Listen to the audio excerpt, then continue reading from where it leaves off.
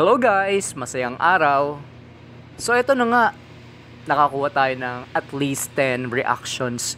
So ipopost natin yung adobong pusit with procedures kung paano natin ito ginawa kasama ang silver swan, soy sauce, and vinegar. Pasensya na, nag-a-apply lang ako ng trabaho. Pwede na daw kasi ako gumawa ng brand content. Baka sakali lang. So silver swan, soy sauce, baka naman. So itong pusit nga pala natin guys, pusit kalawang lang ito. Hindi ito yung maliliit na mapink-pink, yung parang mga baby pusit. Pusit lumot yun.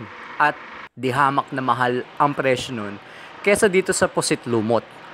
So ang gawin lang natin dito guys, linisin natin maigi itong pusit kalawang na ito.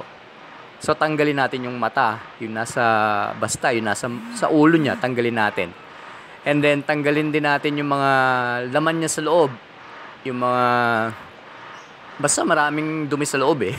Pati yung parang backbone niya na plastic, tanggalin natin. Yung tinta, hindi ko rin sinasama. Siguro may natitira lang konting-konti. So, naglalasa pa rin naman na ganon kahit papano. So, tapos... Ayan, may mga pusang nagmamyaw-myaw. Huwag kayo maingay, hoy. Anyway, ayan, tuloy-tuloy lang natin gawin sa mga pusit na meron tayo.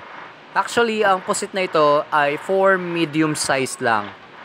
Ang cost nito guys is 95 pesos lang. Pero siguro 4 na ang makakakain nito on a normal eating. So ayan na nga, nalinis na natin. Hinugasan natin maigi.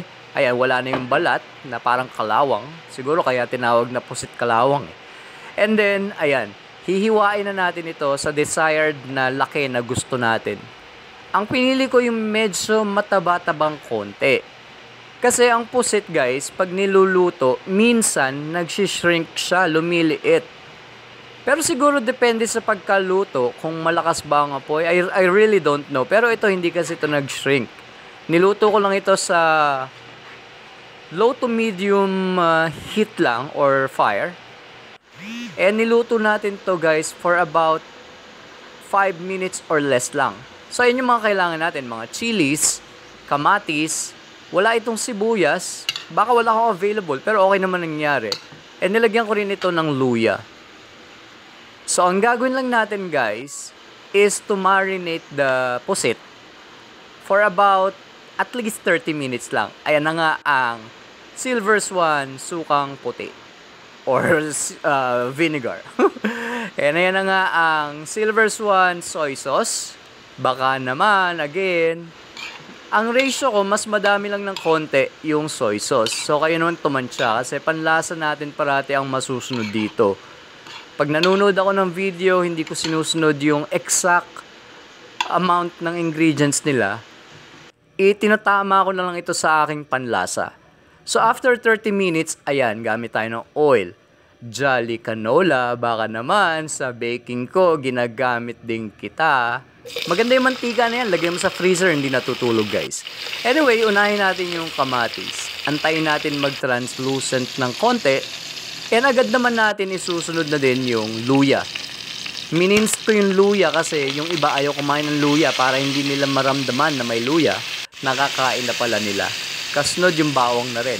So, hintayin lang natin na yan again mag-translucent ang lahat.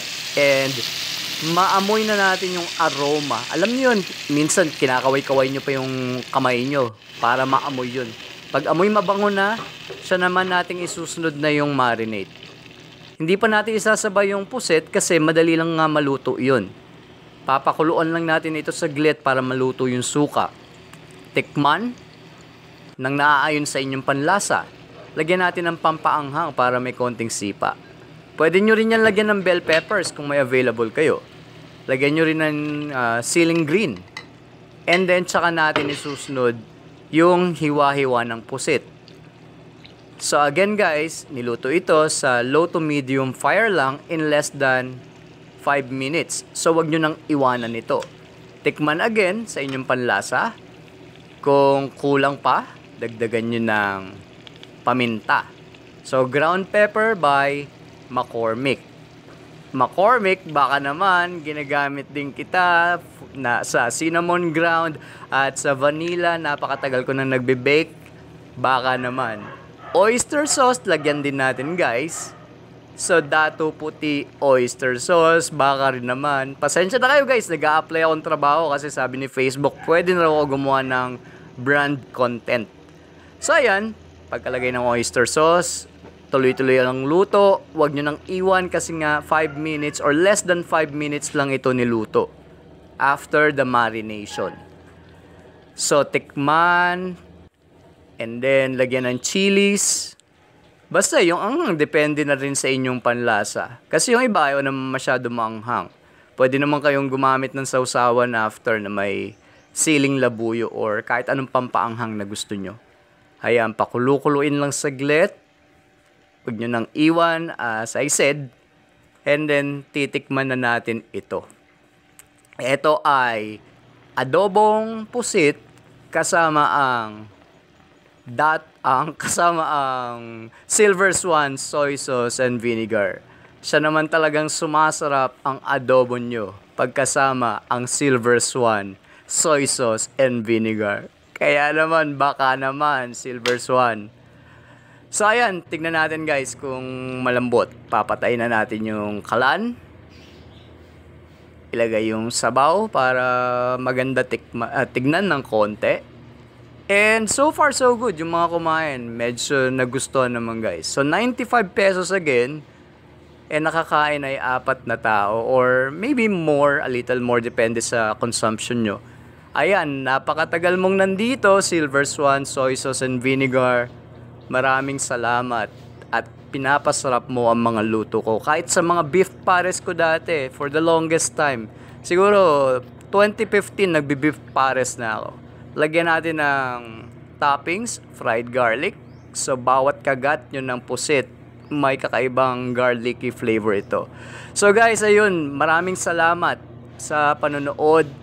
If you happen to like this video, please like and share and follow me for more. And if you like longer videos like this, guys, please comment down below and pipilitin natin gumawa ng longer videos.